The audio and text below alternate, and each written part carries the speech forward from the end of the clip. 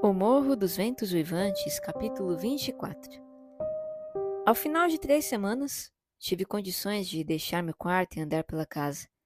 Na primeira oportunidade de me sentar com Catherine à noite, pedi a ela que lesse para mim, pois meus olhos estavam fracos. Estávamos na biblioteca e o patrão fora se deitar. Ela consentiu um tanto a contragosto, me pareceu. Imaginando que talvez não apreciasse meu tipo de leitura, pedi-lhe que escolhesse algo entre os livros que costumava ler. Ela selecionou um de seus favoritos e leu sem interrupção durante cerca de 1 hora, quando começou a fazer perguntas incessantes. Ellen, você não está cansada? Não é melhor ir se deitar? Vai ficar doente acordada até tão tarde. Não, não, minha querida. Não estou cansada, respondi repetidas vezes. Percebendo que eu estava impassível, tentou outra maneira de mostrar o quanto a atividade lhe desagradava. Pôs-se a bocejar e a se espreguiçar e... Ellen, estou cansada. Pare de ler então e vamos conversar, retruquei. Foi ainda pior. Ela ficou irritada, suspirando o tempo todo e consultando o relógio até às 8 horas. Por fim, foi para o seu quarto morta de sono, a julgar pela expressão enfastiada e pesada e pelo esfregar constante que infligia aos seus olhos. Na noite seguinte, parecia ainda mais impaciente. Na terceira, desde que voltara a ter minha companhia, queixou-se de uma dor de cabeça e me deixou. Achei o comportamento estranho. Fiquei sozinha por algum tempo e decidi ir perguntar se estava melhor e se não preferia se deitar no sofá, em vez de ficar em seu quarto no escuro. Não achei Catherine no andar de cima, nem no de baixo. Os criados afirmaram que não a tinham visto. Fiquei escutando atrás da porta do Sr. Edgar. Silêncio absoluto. Voltei aos aposentos dela, apaguei minha vela e me sentei junto à janela. A lua brilhava, uma camada fina de neve cobria o chão, e imaginei que ela talvez tivesse tido a ideia de dar um passeio no jardim, para se revigorar um pouco. E de fato pude ver um vulto esgueirando-se ao longo da cerca interna do parque, mas não era minha jovem ama. Quando o vulto saiu à luz, reconheci um dos cavalariços. Ele ficou parado ali por um tempo considerável, olhando para a estrada que cruzava o parque. Começou em seguida a andar depressa, como se tivesse visto algo, e logo reapareceu, trazendo o pônei da jovem patroa. Lá estava ela, acabando de desmontar e caminhando junto ao animal. O homem levou-o furtivamente pela grama até o estábulo. Cat entrou pela janela da sala de visitas e subiu sem fazer ruído até o quarto, onde eu a aguardava. Fechou a porta com todo cuidado, tirou os sapatos cobertos de neve, desamarrou o chapéu e começava, sem dar pela minha presença, a pôr a capa de lado, quando subitamente me levantei e revelei que estava ali. A surpresa deixou-a petrificada por um instante. Ela balbuciou uma exclamação indistinta e ficou ali parada. Minha querida senhorita Catherine, comecei a dizer, por demais impressionada por suas recentes gentilezas para lhe dar uma bronca. Por onde andou a esta hora a cavalo? E por que tentar me enganar contando uma mentira? Onde foi que esteve? Fale. Fui até o outro lado do parque, gaguejou ela. Não lhe contei nenhuma mentira. E não foi a nenhum outro lugar? Indaguei. Não, resmungou em resposta. Ah, Catherine, exclamei tristemente. Sabe que andou agindo mal, ou não se sentiria obrigada a me contar uma mentira? Isso me entristece. Preferiria ficar 3 meses doente do que ouvi-la mentir deliberadamente. Ela se precipitou sobre mim num abraço, e rompendo em lágrimas. Ellen, tenho tanto medo de que fique zangada, disse. Prometa que não vai se zangar e lhe conto toda a verdade. Detesto ter de escondê-la. Sentamo-nos junto à janela. Assegurei-lhe que não ralharia com ela, fosse qual fosse o segredo. E já adivinhava qual era, é claro. Então ela começou a contar. Fui até Wuthering Heights, Ellen, e não deixei de ir nenhum único dia desde que você adoeceu, exceto 3 vezes antes e 2 depois que você deixou seu quarto.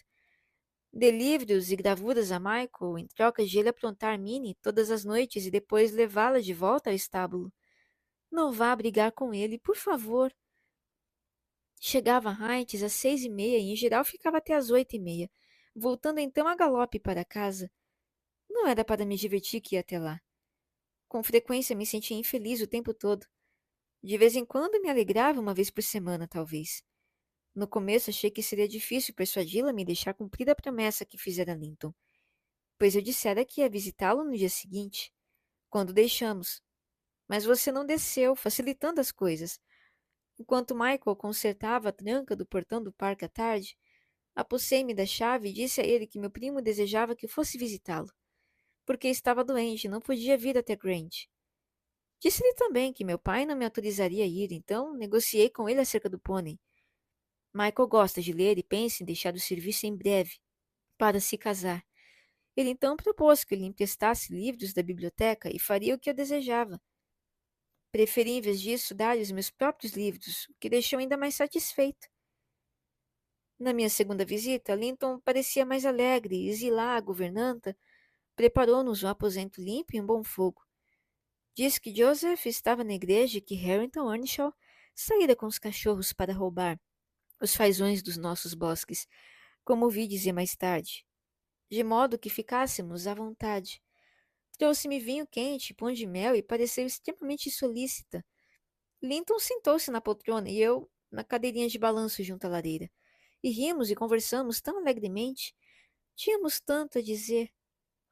Planejamos onde iríamos e o que faríamos no verão. Não vou repetir o que dissemos, pois você acharia tudo uma tolice. Chegou um momento, porém, que quase tivemos uma discussão. Ele disse que a maneira mais agradável de passar um dia quente de julho era ficar deitado da manhã até a noite numa moita de urzes no meio da charneca, as abelhas zumbindo como num sonho, de flor em flor, e as cotovias cantando lá no alto, e o céu azul e o sol brilhando firmemente sem nuvens. Era a sua mais perfeita ideia da felicidade do paraíso. A minha era me balançar numa árvore verde e farfalhante, com o vento oeste soprando, e nuvens brancas esvoaçando velozes lá no alto. E não apenas cotovias, mas também tordos e melros e pintarroxos e cucos derramando músicas por todos os lados. E a charneca vista à distância, entrecortada por pequenos vales frescos e sombreados. Mais perto de mim, a grama alta ondulando, a brisa, os bosques e a água murmurante, o mundo inteiro desperto e louco de alegria. Ele queria repousar num êxtase de paz e eu queria que tudo cintilasse e dançasse num glorioso jubileu. Disse a ele que seu paraíso não teria vida suficiente. Ele falou que o meu parecia embriagado. Afirmei que acabaria adormecendo no seu. Ele retrucou que no meu não conseguiria respirar e começou a ficar bastante irritado. Por fim, concordamos em tentar os dois. Assim que chegasse o bom tempo, beijamo-nos e fizemos as pazes. Depois de termos ficado sentados por uma hora, contemplei o salão com seu chão liso e sem tapetes, e pensei que seria ótimo brincar ali se tirássemos a mesa do lugar. Pedi a Linton que fosse chamar Zillah para nos ajudar e poderíamos brincar de cabra cega. Ela tentaria nos pegar como você costumava fazer. Ele não quis, não havia graça nenhuma naquilo. Disse-me, mas consentiu em jogar bola comigo. Encontramos 2 bolas no armário, em meio a um monte de brinquedos velhos, peões, arcos, raquetes e petecas.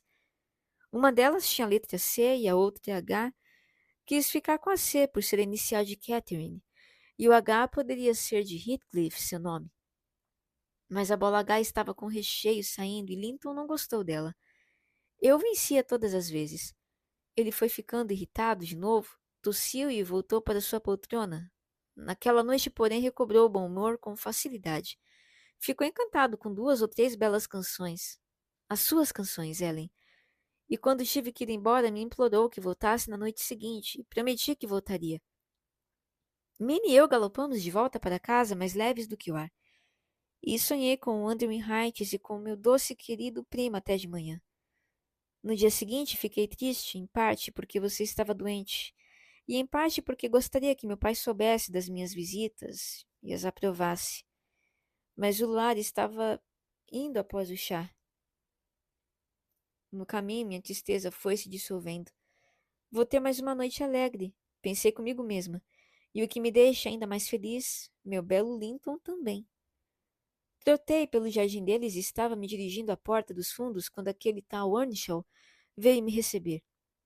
Pegou a rédea e me convidou a entrar pela frente. Acariciou o pescoço de Minnie. Disse que era um lindo animal e deu a impressão de querer que eu falasse com ele. Só lhe disse que deixasse o cavalo em paz ou acabaria levando um coice. Ele respondeu com seu sotaque vulgar, examinando as patas do animal com um sorriso. Não ia fazer muito estrago. Eu estava inclinada a fazer um teste, mas ele se afastou para abrir a porta, e ao levantar a tranca ergueu o rosto para a inscrição no alto com uma mistura estúpida de inabilidade e orgulho. Senhorita Catherine, já sei ler aquilo. Ótimo! Exclamei. Vamos ouvir então. Você está mais inteligente. Ele soletrou, depois pronunciou pausadamente o nome Harrington Earnshaw. E os números? Perguntei, encorajando-o a ver que tinha parado. Isso eu ainda não sei, respondeu. Ah, mas como é burro! Falei rindo com vontade do seu fracasso. O pateta ficou me olhando com um sorriso pairando nos lábios e começando a franzir o senho, como se não soubesse se deveria se juntar à minha alegria ruidosa, se era uma agradável intimidade ou que era de fato desprezo. Acabei com suas dúvidas a ficar novamente séria e dizer que ele se fosse, pois minha visita era para ver Linton, não ele. Harrington corou, pude notá-lo à luz da lua. Deixou cair a mão que segurava a tranca e se afastou, a imagem do orgulho ferido. Imaginava-se em pé de igualdade com Linton porque sabia ler o próprio nome, e ficou terrivelmente frustrado por eu não achar o mesmo. Um momento, minha cara senhorita Catherine, interrompi. Não vou repreendê-la, mas não estou gostando da sua conduta. Se tivesse se lembrado de que Harrington é seu primo tanto quanto Sir Heathcliff, teria achado inapropriado agir dessa forma. Foi louvável da parte dele desejar estar no mesmo nível de Linton, e provavelmente ele não aprendeu o que aprendeu somente para se exibir. A senhorita já fez com que ele se envergonhasse de sua ignorância antes. Não tenho dúvidas. E ele desejava remediar isso para lhe agradar. Desdenhar de sua desajeitada tentativa foi muito rude. Se tivesse sido criada nas circunstâncias em que ele foi, teria sido mais gentil? Ele era uma criança tão sagaz e inteligente quanto a senhorita. E magoa-me ver que é desprezado agora porque ouviu Heathcliff o tratou de forma tão injusta. Ora, Ellen, você não vai chorar por causa disso, vai? Exclamou ela, surpresa diante do meu fervor. Mas espere, e vai ouvir se ele aprendeu o ABC para me agradar, e se valeria a pena ter sido gentil com aquele estúpido.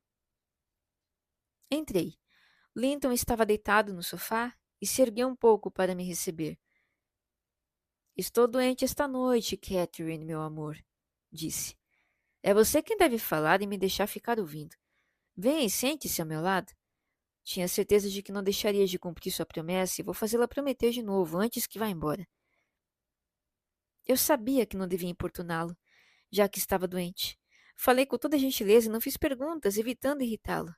Tinha levado para ele alguns dos meus melhores livros. Ele me pediu que lesse um pouco um deles. E eu já ia começar quando Earnshaw abriu a porta num rompante. Após refletir, ele destilara veneno suficiente. Avançou diretamente sobre nós, agarrou Linton pelo braço e o atirou para fora do sofá. Vá para o seu quarto, rugiu. E as palavras eram quase indistintas, tamanha sua ira. Seu rosto estava inchado e furioso. Leve-a para lá se ela vier visitá-lo. Vocês não vão me deixar de fora. Agora vão, os dois. Ele praguejou e não deu a Linton tempo de responder, quase que o atirando na cozinha, e cerrou o punho quando seguia aparentemente doido de vontade de me esmurrar. Por um instante tive medo e deixei cair um dos livros. Ele chutou-o na minha direção e fechou a porta. Ouvi uma risada maligna, meio falhada, junto à lareira, e ao me virar deparei-me com o odioso Joseph, de pé, esfregando as mãos ossudas e tremendo. Tinha certeza de que ele ia lhes ensinar uma lição. É um ótimo rapaz. Agora está se comportando como deveria. Ele sabe, isso mesmo.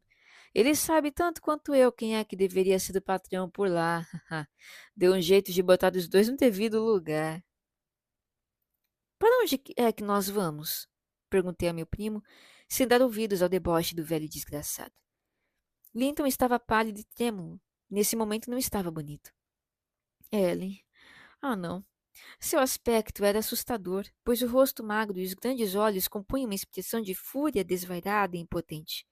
Ele agarrou a maçaneta da porta e sacudiu. Estava trancada por dentro. Se não me deixar entrar, vou matá-lo. Se não me deixar entrar, vou matá-lo. Guichou mais do que gritou. Vou matá-lo, vou matá-lo. Joseph deu aquela risada crocitante outra vez. Veja só, é igual ao pai, exclamou. É igual ao pai.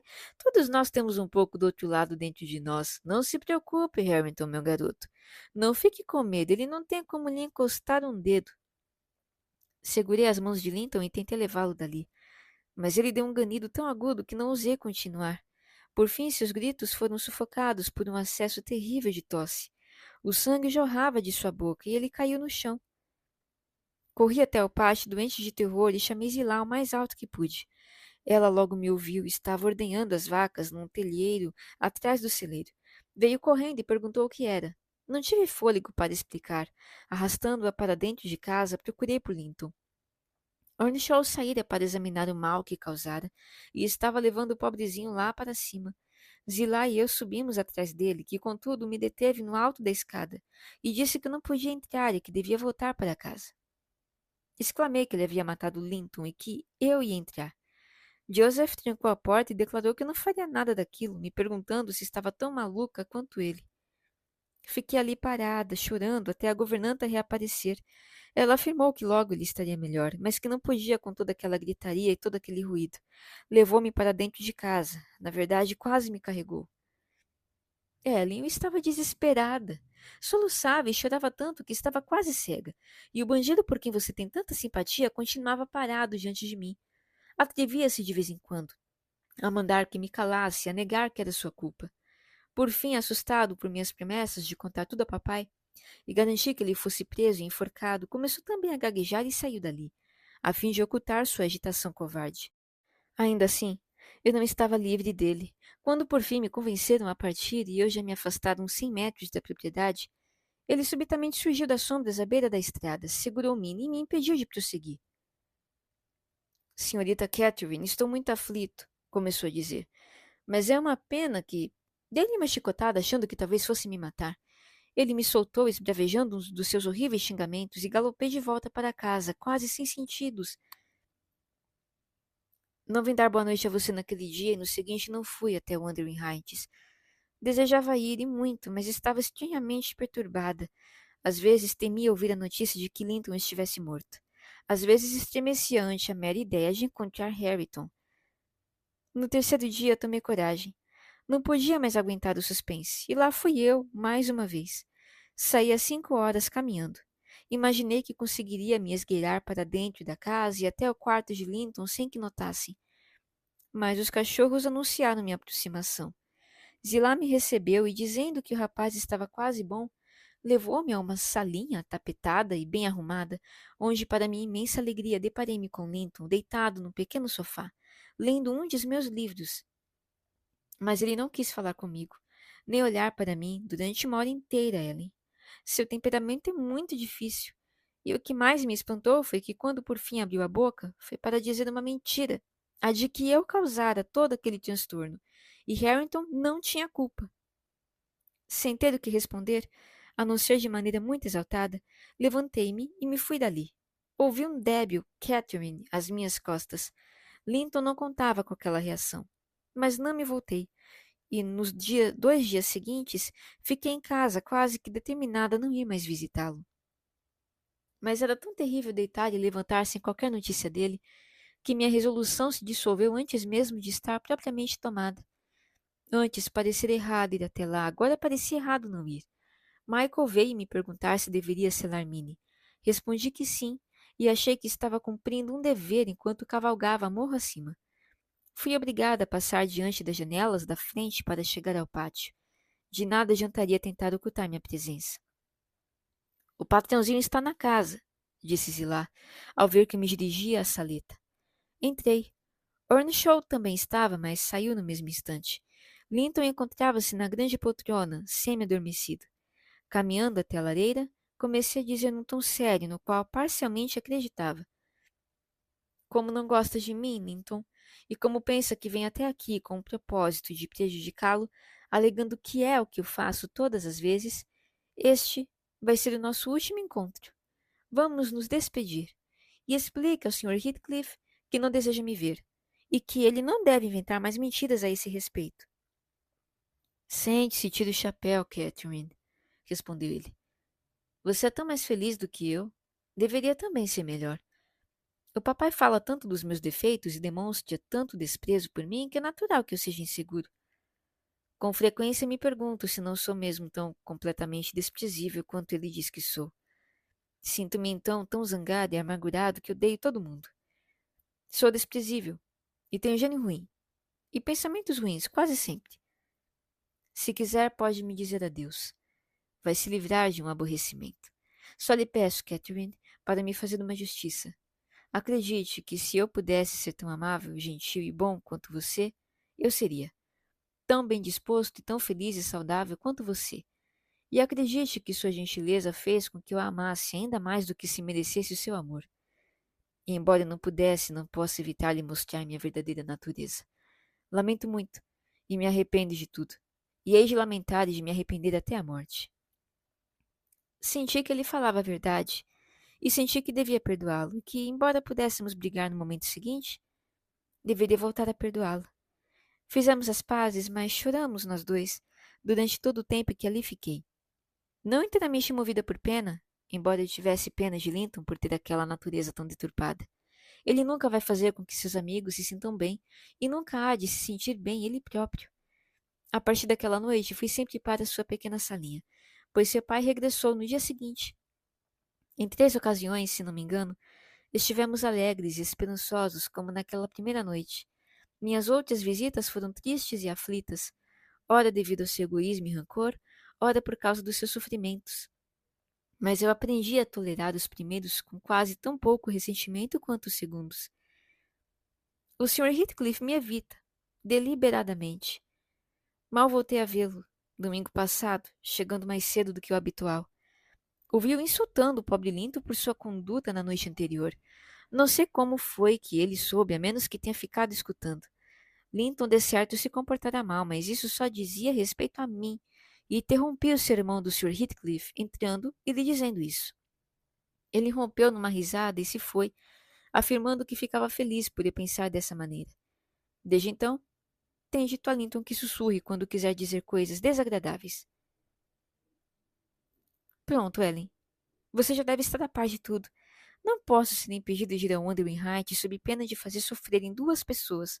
Por outro lado, se você não contar a papai, as minhas visitas não precisam perturbar a tranquilidade de ninguém. Você não vai contar, vai? Vai ser muito impiedoso de sua parte se fizer isso. Até amanhã decido o que fazer a esse respeito, senhorita Catherine. Respondi. Preciso refletir bem. Então vou deixá-la agora e me retirar para pensar no assunto. Pensei no assunto em voz alta, na presença do meu patrão. Fui direto do quarto dela ao dele e relatei a história toda, exceto as conversas que ela tivera com o primo. Também não fiz menção a Harrington. O Sr. Linton ficou alarmado e aflito mais do que deixou transparecer. Pela manhã, Catherine ficou sabendo que eu traíra sua confiança e também descobriu que suas visitas deviam terminar. Em vão chorou e fez uma cena diante da proibição, implorando ao pai que tivesse pena de Linton.